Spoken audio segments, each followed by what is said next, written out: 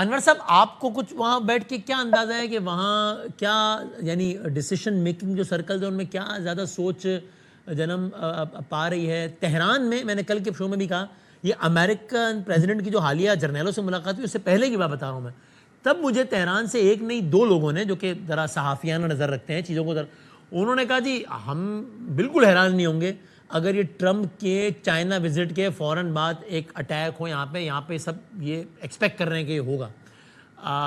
آپ کو کیا لگتا ہے؟ سب سے پہلے تو آپ کا شکریہ. بات یہ ہے کہ یہاں کل سارے دن کا ایک سیمینار ہوا تھا چائنا وزٹ پہ، اور اس میں 3-4 لوگ ایسے تھے جن کے جو ٹرمپ انتظامیہ کے قریب مانے جاتے ہیں. صحیح. اس میں انہوں نے جو بات کی وزٹ کے والے سے، اس میں جو سب سے جو ایسی بات تھی جو تقریباً سب میں ایگریمنٹ تھا کہ اس وزٹ سے اس وزٹ میں کوئی بریک تھرو نہیں ہوگا. اور اس کی وجہ وہ بتا رہے تھے کہ آپ ان کے ڈیلیگیشن کی کمپوزیشن دیکھیں. 27 تو بزنس ایگزیکٹوز گئے ہیں، سی ای او جیسے ایلون ماسک اور ایپل کے سی ای او اور یہ سارے لوگ. تو اس سے تو ایک چیز ظاہر ہوتی ہے کہ ان کا بہت زیادہ ایمفیسس، بہت زیادہ فوکس بزنس پہ ہے. اور وہ کیا پھر چائنیز کا انہوں نے بتایا کہ چائنیز بالکل ایران میں انٹرسٹڈ ہیں اور بالکل وہ اسٹریٹ آف ہارمز کھلوانا چاہتے ہیں، لیکن ان کا بھی فوکس جو ہے وہ ٹیرف ہے، ٹیرف میں کمی چاہتے ہیں. اور جب اتنے سارے ایشوز کے ساتھ اتنے سارے لوگوں کے ساتھ جائیں تو بزنس سمیت کسی بھی بڑے ایشو پہ، کسی بھی بڑی بات پہ کوئی بریک تھرو نہیں ہو سکتا. بات پیش رفت ہوتی ہے، بات آگے بڑھتی ہے، پیش رفت ہو سکتی ہے، بریک تھرو نہیں ہو سکتا. دوسری بات ایران کے حوالے سے جو اس میں یہ بات کی گئی کہ بالکل صدر ٹرمپ اٹھائیں گے اس مسئلے کو اور چائنا کی سپورٹ مانگیں گے اس سے کہ ایران پر کو سمجھائے تاکہ کوئی سمجھوتا ہو سکے. اور جواب میں پریشر ڈالنے کے لیے وہ تائیوان کا معاملہ اٹھائیں گے اور یہ جو ہے یوگر مسلم جو ہیں سنکیانگ کا، ان کا معاملہ اٹھائیں گے. اگر ایسا کیا تو جواب میں چائنا جو ہے وہ بھی ایسے کئی ایشوز ہیں جو ان کے لیے امبیرسنگ ہیں جن کو اٹھائے گا، کیونکہ اس نوبت کی اگر گفتگو ہوئی تو اس میں سمجھوتے کا امکان کم ہے. جہاں تک حملے کی بات ہے، واشنگٹن میں سمجھنے کے تقریباً کنسنسس پایا جاتا ہے کہ حملے سے جتنا بھی ممکن ہو اعتراض کریں گے، کیونکہ یہ ایک ایسی جنگ ہے جس میں یعنی انپاپولرٹی تو چھوڑ دیں، اس وقت انپاپولرٹی ان کے لیے بہت بڑا مسئلہ نہیں ہے، لیکن اصل مسئلہ ہے کہ ایسی جنگ ہے جس میں وہ خود بھی نہیں جانا چاہتے تھے. اور صدر ٹرمپ کو یہ احساس ہے کہ ان کو اس میں پش کیا گیا ایسی جنگ میں جس کو وہ جیت نہیں سکتے، اس لیے اس کو ختم کرنا چاہتے ہیں.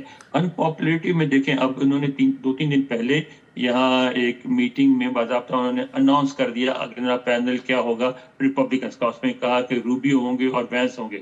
پوچھا گیا کون صدر، کون نائب صدر ہوگا، کہنے لگے یہ فیصلہ آپ کر لیں. یعنی اب وہ کوشش ایک جو کر رہے تھے انہوں نے گیو اپ کر دیا. انہیں پتہ ہے کہ انہیں تیسری ٹرم نہیں مل سکتی. ریپبلکن پارٹی سے ان کو کوئی اتنی ہمدردی نہیں ہے کیونکہ وہ ریپبلکن بھی نہیں ہے، وہ اوپر سے آئے ریپبلکن پارٹی میں. ہاں وہ یہ چاہیں گے کہ مڈ ٹرم میں ان کے پاس رہے کانگریس، تاکہ وہ اصل جو ان کا فوکس ہے وہ امیگریشن ہے، وہ امریکہ میں رہنے والے جو ان کے جو حامی صفت فارم ان کو کہتے ہیں کہ یہ کالے نیلے پیلے لوگ، ان کو نکالنا ہے.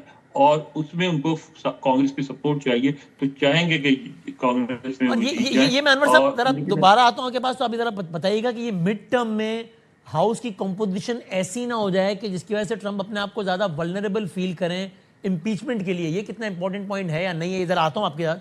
تو ٹورڈز یہ بتائیے گا انور صاحب، جو میں نے سوال جانے سے پہلے چھوڑا کہ وہ تو ٹھیک ہے کہ ٹرمپ کو اب اگلے ٹرم کا لالچ تو نہیں ہے، ظاہر ہے وہ کیا ہی ہوتا ہے. کل تو انہوں نے کہہ بھی دیا جب پوچھا رپورٹر نے کہ یہ جو فائنینشیل مصیبتیں آ رہی ہیں امریکن عوام پہ، اس کے بارے میں انہوں نے کہا میں نہیں سوچتا کسی کے بارے میں بھی جاؤ یار. خیر وہ اپنے مزاج کا آدمی، 1 گھنٹے میں 50 پوسٹ ٹھوک دیے بھائی جان نے، تو کیا بات کریں ہم اس کے بارے میں.